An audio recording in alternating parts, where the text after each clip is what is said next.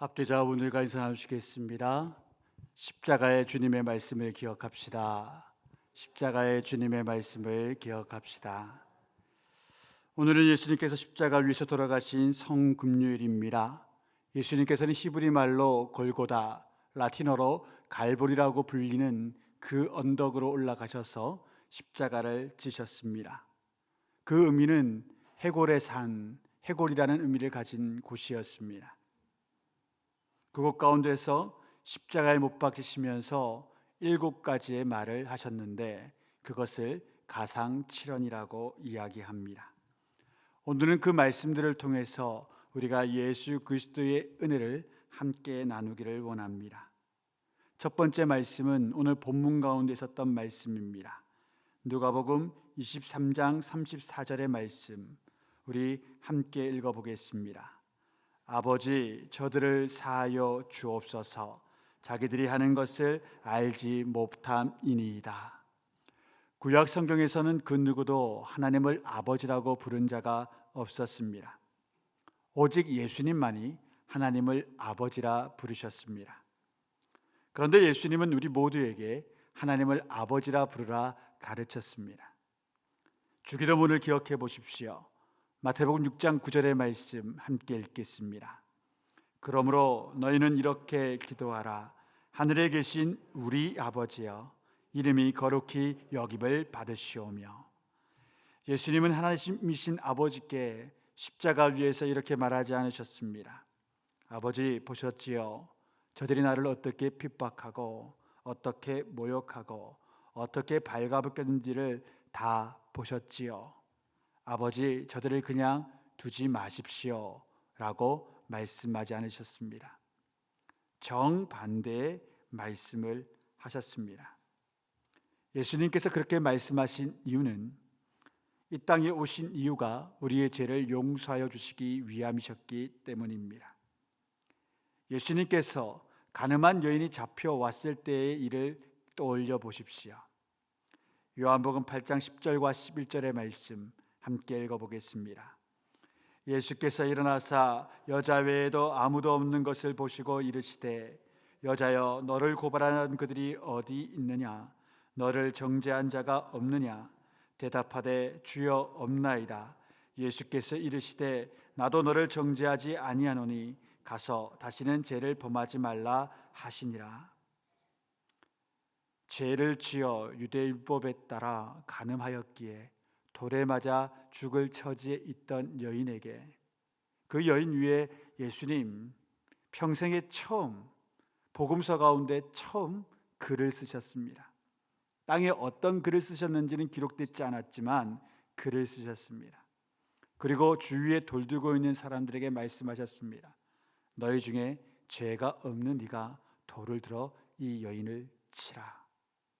그 말에 모두가 양심이 찔려 돌을 내려놓고 가버렸습니다. 예수님 그 여인에게 말씀합니다. 나도 너를 정죄하지 아니하노니 가서 다시는 범죄를 범하지 말라. 용서하시고 싸매시고 회복해 주셨습니다. 또 많은 창녀들과 세리들과 그 당시에 죄로 인해 병든 모든 사람들에게 찾아가셔서 예수님 십자가 지시기 이전에 그들의 죄를 다 사하노라고 말씀하셨습니다. 그렇기에 예수님께서 십자가 위에서 첫 번째로 하신 말씀이 제 용서라는 것은 또 다른 감동으로 우리에게 다가옵니다. 내가 이 십자가를 왜 지는 줄 아느냐? 너희 죄를 위해서다. 첫 말씀부터 자신이 이 세상에 왜 계시는지를, 또 왜 이 십자가 고난을 당하시는지를 말씀하셨던 것입니다. 사랑하는 성도 여러분, 우리 또한 이 예수님을 배우고 아는 자들 아닙니까?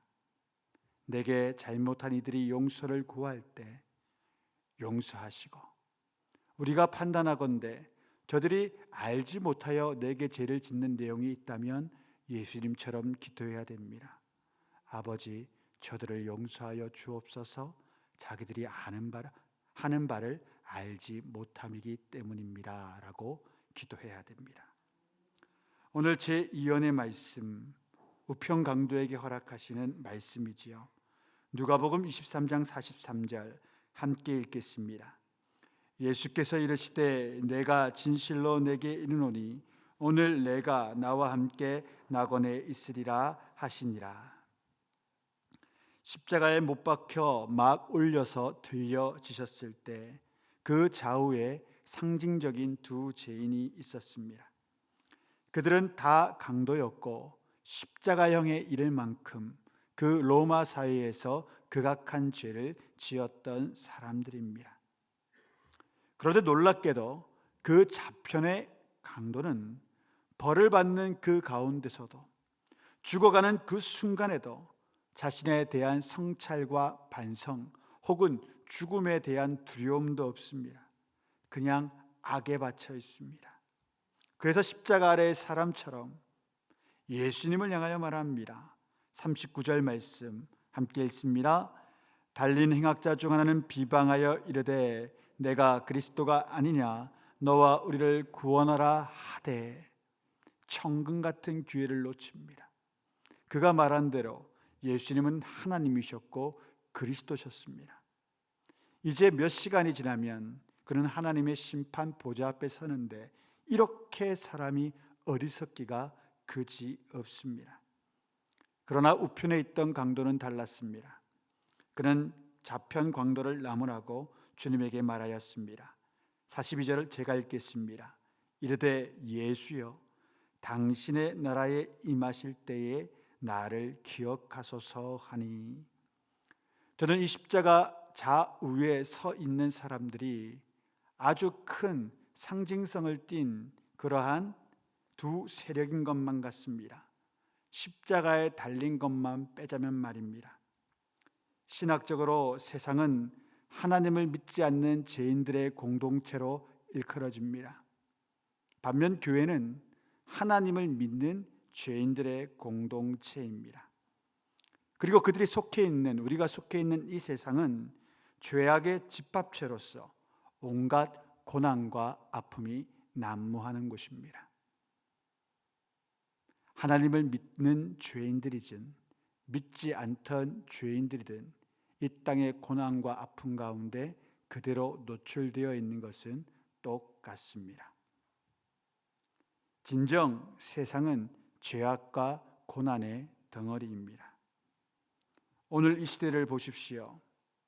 전쟁을 일으키는 미국의 전쟁부 장관이 말한 기도문을 들었습니다. 경악했습니다. 주여, 우리의 적들은 자비를 받을 자격이 없는 자들이니 압도적인 힘으로 저들을 쳐 부셔 주시고 적들에게 우리 총알만이 명중되게 하옵소서. 예수님 이름으로 기도드리옵나이다. 경악합니다. 가상칠언의 일원을 기억할 때 이것이 진정 그리스도를 믿는 자의 기도문인지 의심스럽기 짝이 없습니다. 134명의 어린이들이 있던 그 학교를 폭격한 자가 이런 기도문을 하다니, 항상 교회는 자신을 돌아보고 내 안의 재성을 발견하여 예수님에게 용서를 구하여 천국을 얻어가는 공동체였습니다. 오늘날 우리 교회들이 그 기능을 상실할 때가 올 텐데, 그때가 요한계시록이 말한 말세의 때요 적 그리스도가 등장하는 때라고 성경은 분명히 기록해주고 있습니다. 어쩌면 얼마 날이 못 가 이 땅 세계의 교회를 위해 기도드려야 될 마지막 때가 곧 오게 되지 않을까 하는 두려움마저 엄습하는 시기가 지금이 아닌가 합니다. 정말 깨어 기도해야 하는 시기입니다. 예수님의 세 번째 말씀은 그의 어머니에게 주신 말씀이셨습니다. 요한복음 19장 26절과 27절의 말씀입니다. 우리 함께 읽겠습니다. 예수께서 자기의 어머니와 사랑하시는 제자가 곁에 서 있는 것을 보시고 자기 어머니께 말씀하시되 여자여 보소서 아들이니이다 하시고, 또 그 제자에게 이르시되 보라 내 어머니라 하신대 그때부터 그 제자가 자기 집에 모시니라. 이때 예수님의 십자가형을 당할 때 그 아래에 있던 여인들이 네 사람이 있었습니다. 예수님의 모친 되시는 육신의 어머니 마리아가 있었고, 또 그 마리아의 동생 되고 예수님의 이모 되며 사도 야고보와 요한의 어머니 되었던 살로메라는 여인이 함께 있었습니다. 그리고 또 한 사람이 더 있었는데, 엠마오 도상에서 부활하신 주님을 만나는 제자, 그 남편을 두었던 클로바의 아내 되는 또 다른 이름의 마리아도 그곳에 있었습니다. 그리고 마지막으로 7 귀신 들렸다가 예수님에게 고침받았던 막달라 마리아, 첫 부활의 증인이 되는 여인도 십자가 아래에 있었습니다.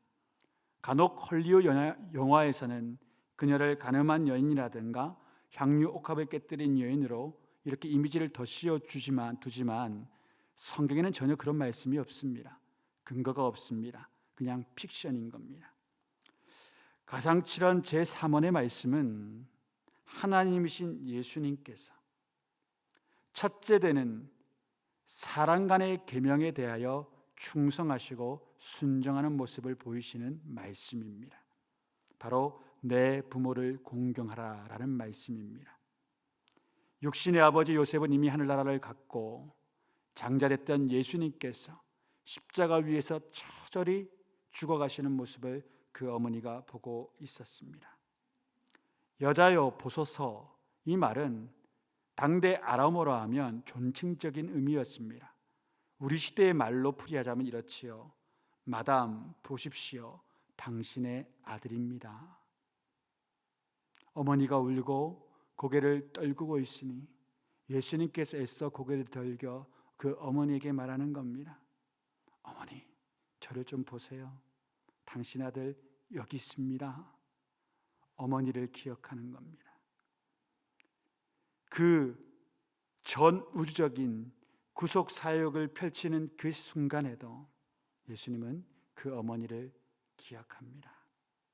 그리고는 사랑하는 이종 사촌이었던 마리아의 조카 되는 사도 요한에게 부탁합니다. 그래도 사도 요한은 의리가 있지요. 나머지 제자들 다 도망갔는데 비록 예수님의 재판정에 가서는 우리 주님 무슨 잘못 있습니까? 라고 외칠 용기는 없었으나 그 죽어가시는 주님의 마지막만큼은 내가 보아야겠다. 내가 비겁하고 비겁하나 저분 가시는 마지막은 내가 보아야 한다. 죽으면 죽으리라. 그 마음 가지고 여인들과 함께 있었습니다. 예수님에게는 사랑하는 제자이자 친구였고 동생이자 또한 친척이었습니다. 그래서 그에게 그의 어머니를 부탁하십니다. 사랑하는 성도 여러분, 예수님의 효심을 기억하십시오. 죽어가시면서도 사람 간의 첫째 되는 그것을 기억했던 예수님. 물론 이런 말할 때 상처받는 청년들을 제가 본 적이 있습니다. 제 아버지 어머니는 내게 너무 큰 상처를 남겼습니다. 솔직히 그런 거 할 때마다 말할 때마다 내 가슴에 대봇을 박는 것 같습니다. 그런 청년들 만날 때 제가 충고하지 않습니다. 하나님 그 마음 만지면 그렇게 해라고 말합니다. 그리고 아버지께 위로를 얻어. 너무 받은 상처가 많은 친구들 많습니다. 어릴 때부터 매맞은 아이, 어릴 때부터 버림을 3번, 4번 당한 아이들. 제가 보육원 친구들과 3년간을 함께 신앙생활을 한 적이 있어서 그 중학교 2학년짜리 남자아이가 했던 말이 평생 내 가슴 안에 있습니다. 그때 전도사였는데, 전도사님, 난 우리 아버지 어머니한테 3번 버림당했어요. 이게 희망이 없는 거예요. 그런 아이들한테 엄마 아빠 사랑해라 쉽지 않습니다. 그러나 그렇지 않은 분들도 계실 겁니다. 그런 분들은 기억하십시오. 예수님의 그 마음을 따라 내일이라도 연락드려서 아버지, 어머니, 그 다음 날이 부활주일입니다. 부활주일 메시지 드립니다. 라고 연락드리고 부활의 선물을 함께 나누십시오. 시간 지나면 못합니다. 시간 있을 때 하셔야 됩니다. 여러분 가운데 이게 짐이 되시는 분은 오늘 밤 하나님께 아뢰셔야 됩니다. 주님, 풀려지게 하여 주옵소서. 주여, 은혜를 허락하여 주옵소서라고 말입니다. 제가 사랑했던 집사님들 중에서도 그런 분이 계십니다. 가정이 깨어졌어요. 5월달이 되면 너무 힘들대요. 왜? 교회는 다 가정의 달로 지켜가지고 가족끼리 모이는 행사, 야유 행사, 해피 패밀리 축제 그런 거 막 만들잖아요. 5월 내도록. 그때만 되면 드는 생각이 내가 여기 왜 있지? 그런 생각이 드신대요. 그래서 교회가 조금 더 배려하는 마음도 있긴 해야 합니다. 행사 하나하나 만들 때마다 이것 때문에 혹시나 고민하는 분 안 계신가? 아닌 듯 앉아 계시지만 우리는 좋아 있지만 이것 때문에 마음 한켠이 불편하고 어려운 분이 없는가? 세심할 필요가 있겠지요. 우리 천성교회 그런 세심한 사랑 있는 교회 되기를 주의 이름으로 축원드립니다.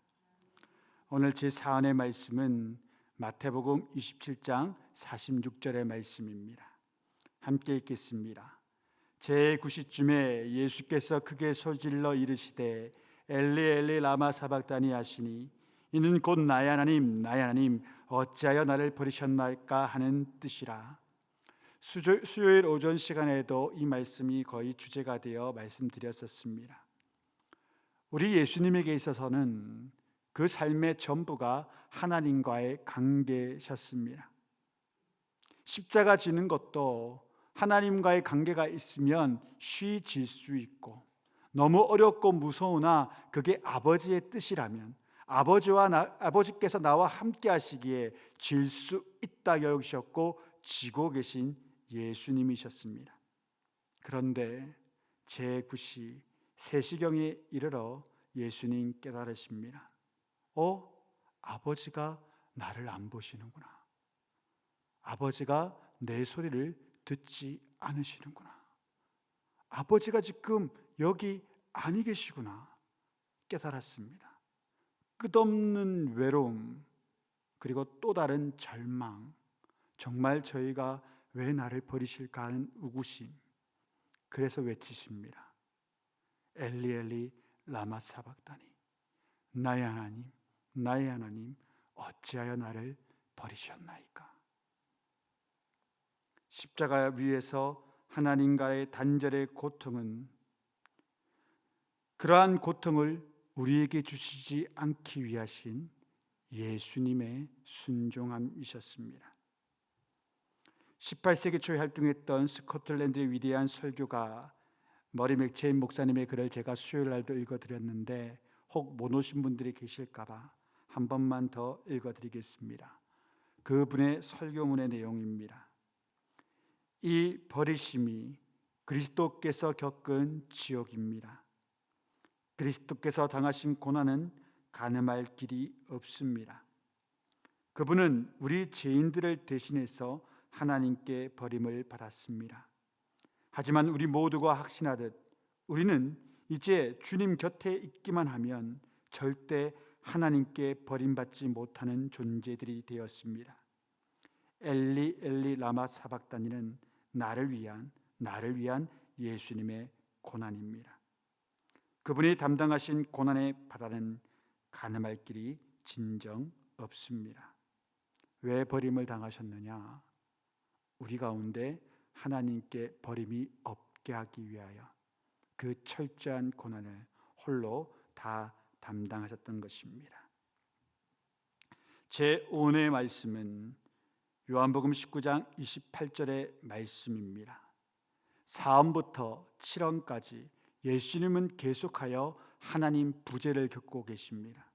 하나님이 없는 가운데 그의 믿음의 고백으로 나가는 고백들입니다. 19장 28절 말씀 우리 함께 읽습니다. 그 후에 예수께서 모든 일이 이미 이루어진 줄 아시고 성경을 응하게 하려 하사 이르시되 내가 목마르다 하시니, 여기서 성경을 응하게 하사라는 말은 구약 성경의 예언 가운데 쓴 포도주를 입에 대었다라는 말씀이 있기 때문에 그걸 응하게 하기 위하여 자신의 목마르심을 또한 말씀하시는 겁니다.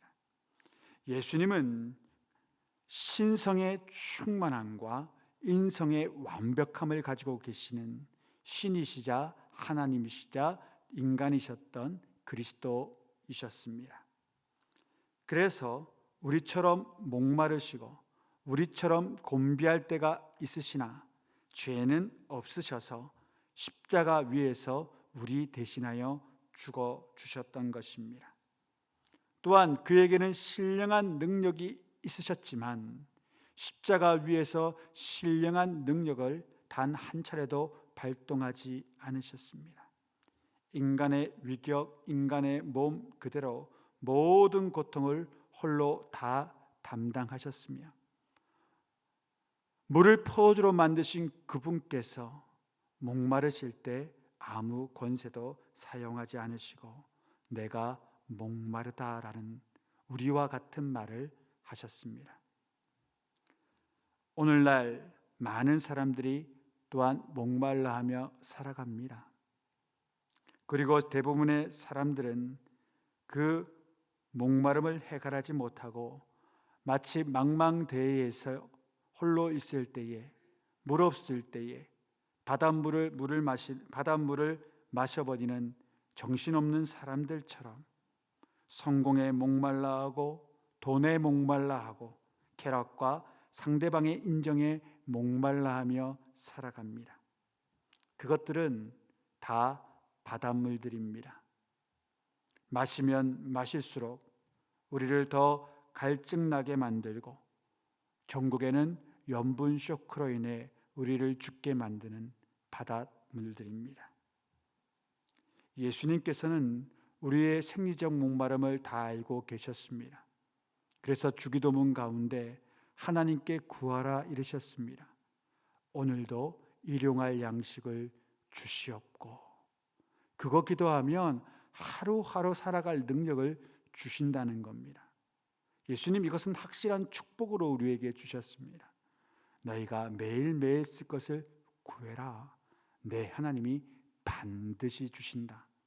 그 하루의 목마름이 충족될 것이고 그 하루의 배고픔이 가실 것이고 그 한날의 괴로움이 사라지게 될 것이다. 일용할 것을 구해라. 영적인 목마름도 마찬가지지요. 헛된 것으로 그 목마름을 채우지 말고 끝없이 그 영생수를 허락하시는 하나님 앞에 나아와 십자가 구원을 얻어 주의 음성을 들음으로 영적 목마름을 해결하라고 우리에게 가르쳐 주셨습니다. 매일의 기도와 매일의 예배와 매일의 말씀 묵상이 바로 우리를 그런 자리로 이끌어갑니다. 우리 삶 가운데 그 매일의 영성 쌓는 일이 없다면 우리는 무리만 크리스찬일 때가 많을 것입니다. 사랑하는 성도 여러분, 매일의 삶 가운데 하나님 만나려 애를 쓰십시오. 청년들 가르치다 보면 그럴 때가 있습니다. 영어학원, 중국어학원 혹은 웅변학원, 스피치학원도 있잖아요. 아나운서 준비하는 애들, 스튜어디어스 준비하는 애들은 예절교육받는 학원도 따로 가고요. 면접, 인터뷰도 다 학원들 따로 가지 않습니까? 요즘 아이들은. 그런데 하나님 말씀 배우는 거, 하나님 큐티하는 방법, 기도하는 방법 막 그런 거 하자 그러면 애들이 안 모이는 교회가 제법 됩니다. 오히려 이런 눈치로 쳐다봐요. 목사님, 예배 나오는 것만 해도 감사히 여기십시오. 그런 뉘앙스를 풍길 때 저는 속으로 이렇게 생각하죠. 하나님, 전애들 기도 조금만 들어주세요. 그래서 깨닫게 하세요. 기도 안 하면 아무것도 안 되는구나. 그것이 저 아이들에게 복입니다. 그런데 아프게는 하지 마시고, 아프게 깨닫게는 하지 마시고 조금만 건드려서서 깨닫게 해주세요. 그런데 그것이 그 아이들에게 복입니다. 여러분 자녀들을 볼 때 그렇게 기도해 주세요. 금방 살아납니다. 막 여러분들이 지킨다고 주여 안 됩니다. 내 아들 아프게 하면 안 됩니다. 내 아들 힘들게 하면 안 됩니다. 그럴 때 그렇게 하지 마시고, 하나님 생명에는 해되지 않게 하시고 질병도 오지 않게 하여 주시고, 그러나 산 가운데 조그만한 고난으로 말미암아 돌아오게 하여 주옵소서. 제 새끼야도 하는 기도인데 여러분한테 가르쳐 드리는 겁니다. 그것이 좋은 은혜를 낳습니다. 그래요, 아멘 안 하실 줄 알았습니다. 저만 아멘 해도 됩니다. 그런데 기억하세요. 그렇게라도 권면하는 것이, 청년의 때에 예수께 돌아오고 학생의 때에 예수께 돌아오는 것이 가장 강력한 축복입니다. 일전에도 말씀드렸지만 지난 교회에 있을 때 40 넘은 명문대 치과의사 아들, 50 넘은 변호사 아들, 70, 80된 엄마 아버지가 얼마나 우는지 모릅니다. 잘못 키웠습니다. 잘못 키웠습니다. 쟤들 지옥 가면 나 죽어서 어떻게 합니까? 내 있는 천국에 저들 못 오면 내 인생이 뭐가 됩니까? 얼마나 우시는지 몰랐습니다. 사랑하는 성도 여러분, 우리 교인들 가운데서, 교우들 가운데서는 단 한 분도 그런 분이 안 계시게 되기를 주의 이름으로 축원드립니다. 제 6원의 말씀은 이것입니다. 요한복음 19장 30절 함께 있습니다. 예수께서 신 포도주를 받으신 후에 이르시되 다 이루었다 하시고, 예수님은 십자가에 달리시기 전에 39대의 채찍질을 당하셨습니다. 율법으로 말하면 죽기 직전까지 매를 맞으셨습니다. 보통 40대 맞으면 죽는다 그랬거든요. 40에 하나를 감한 매, 죽기 직전까지 채찍질을 당하셨는데, 당대 로마 군병들의 채찍은 5개의 끈이 있었습니다. 채찍 가운데 굵은 5개의 줄이 있고, 그 사이에는 낚시꼬리와 같은 쇠 고챙이가 있었습니다. 그래서 때리는 순간 살에 그 꼬챙이가 박히고 띄어질 때 살갗과 핏덩이가 함께 나오는 것, 그런 매질을 39대 당하셨습니다. 그래서 우리 주님께서는 십자가 위에서 일찍 죽으셨습니다. 보통 십자가형은 2, 3일을 버티는 형입니다. 아무런 매를 안 맞고 십자가를 달리면 보통 기록에 따르면 3일간 있는답니다. 왜냐하면 못이 손과 발을 압박하잖아요. 출혈량이 그렇게 많지 않은 겁니다, 상대적으로. 그런데 이 십자가형이 무서움은 그것이지요. 피냄새를 맡고 사람이 없을 때 맹금류들과 벌레들이 기어 올라갑니다. 바로 그것이 그 처참한 십자가형의 실체입니다. 2, 3일간 그런 고통을 당해야 합니다. 왜요? 우리 하나님이 왜 이런 고통을 당하셔야 했습니까? 예수님이 왜 그런 것 가운데 벌거벗겨진 채로, 완벽한 나체로 매달려 있으셔야 했습니까? 오늘 예수님의 제6원 말씀처럼 우리의 죄 용서를 다 이루어 주시기 위해, 내가 지금도 짓고 있는 그 죄를 다 용서해 주시기 위해, 오늘도 지은 그 거짓말과 미움과 중후의 말들과 내 머릿속의 가증스러운 생각들을, 또 나의 게으른 신앙의 모습들을 다 용서하시기 위해 십자가 위에 계셨던 것입니다. 그리고 그분이 마지막 외치십니다. 다 이루었다. 이제 더 이상 너희에게는 죄와 사망의 권세가 왕노릇하지 못한다. 너희의 앞에는 이제 지옥의 길이 단절되었고, 마귀와 사탄이 너희들을 이제 제어하지 못하고, 하늘의 거룩한 군대가 너희를 지키며 너희의 끝에는 하늘 보좌 앞으로 나아가 영광스러운 하나님을 배우게 될 것이다. 다 이루었다 하시는 것입니다. 실로 이사야는 대단한 예언을 하였습니다. 이사야 53장 5절과 6절의 말씀 우리 함께 읽습니다. 그가 찔림은 우리의 허물 때문이요 그가 상함은 우리의 죄악 때문이라. 그가 징계를 받음으로 우리는 평화를 누리고 그가 채찍에 맞음으로 우리는 나음을 받았도다. 우리는 다 양 같아서 그릇 행하여 각기 제 길로 갔거늘 여호와께서는 우리 모두의 죄악을 그에게 담당시키셨도다. 예수님께 담당시킨 그 모든 죄악이 사라지는 역사가 일어나 예수님 말씀하는 겁니다. 다 이루었다. 주님은 그 고난의 길을 끝까지 걸어가셔서 참된 승리를 이루셨고 영원한 승리에 귀결되는 역사를 우리에게 허락하여 주셨습니다. 제7원의 말씀은 누가복음 23장 46절의 말씀입니다. 우리 함께 읽겠습니다. 예수께서 큰 소리로 불러 이르시되 아버지 내 영혼을 아버지 손에 부탁하나이다 하고 이 말씀을 하신 후에 숨지니라. 아까도 말씀드렸지만 제4원의 말씀부터 예수님과 하나님은 단절되셨습니다. 하나님이 예수님을 향하여 시선을 보내지 않으셨고 항상 함께하던 하나님의 그 운행하심이 예수님이 느낄 수 없었습니다. 그런데 놀라운 것은 그러한 가운데서도 우리 예수님은 아버지 하나님을 신뢰하셨습니다. 아버지 당신이 지금 나와 완전 단절을 되었고 또한 나를 지켜보시지 않는 의미를 내가 알지는 못하오나 그러나 여전히 나는 아버지 사랑합니다. 여전히 나는 하나님 당신 나의 아버지를 사랑합니다. 그래서 부탁하시는 겁니다. 아버지 내 영혼을 당신의 손에 부탁하나이다. 우리는 예수님의 이 믿음을 배워야 합니다. 때로 하나님께서 우리 삶 가운데 말씀을 주지 않을 때가 있습니다. 심지어 기도의 영을 부어주지 않으실 때도 있을 수 있습니다. 내게 어떠한 응답도 허락하지 않는 시간도 주어질 수 있습니다. 욥처럼 말입니다. 그 극심한 고난 가운데 그렇게 부르짖었는데도 하나님 말씀하지 않으십니다. 응답하지 않으십니다. 구해주지도 않으셨습니다. 그때 예수님을 기억하십시오.